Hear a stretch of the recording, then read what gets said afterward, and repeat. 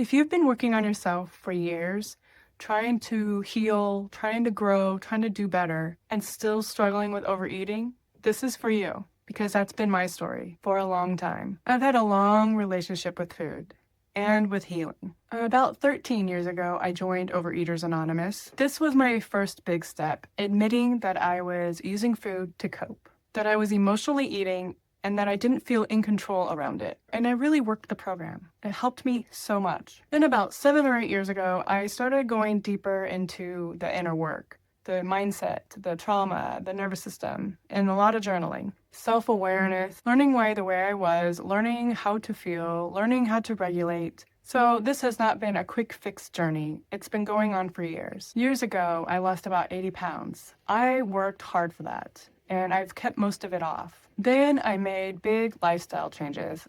I removed alcohol, I removed sugar, I removed flour. I strength train at least 2 to 3 times a week. I walk almost every day for an hour. I'm consistent, I'm disciplined, I'm committed. I show up for myself. And yet, even after all of that, I still used it for comfort, especially when I was stressed. Corporate stress, relationship stress, and financial stress, always being the strong one, always holding it together. Food was always my safety net, even if it was healthy food. Here's what I understand now.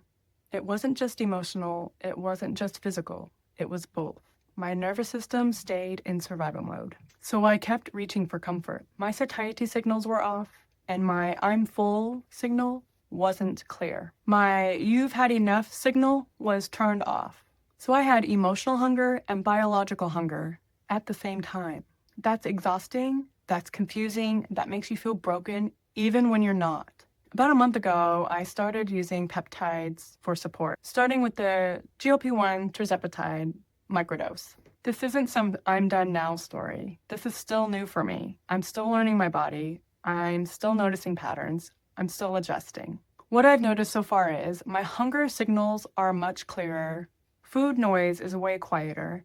I feel full much more naturally, and I'm not negotiating with myself as much. It's creating space to pause, space to choose, and space to respond to emotions without immediately going to food. And that is huge for me. I'm not saying this is for everyone. I'm not saying this replaces therapy or journaling or nervous system work or movement or nutrition. It doesn't. It supports it. For me, it's filling in a missing piece and is another supportive tool in my toolbox. And here's the honest truth. I'm still in this. I'm still learning my body. I'm still listening more.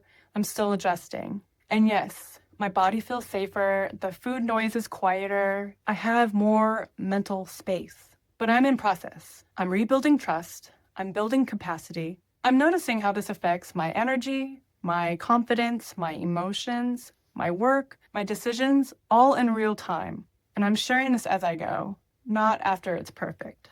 If you've been working on yourself for years, if you've tried all the programs, tried to heal, read all the books, and you're still feeling stuck, please know this. You're not failing. You're not behind. You're integrating. And sometimes you just need support on every level, not just mindset, not just discipline, and not just willpower. I'll leave the tools I personally use below. No pressure, just information. Always, always do your own research. Talk to your healthcare provider. I'm just sharing my journey. And if this resonated with you, tell me in the comments. Do you relate more to emotional overeating or just feeling depleted? I read everything, so let me know.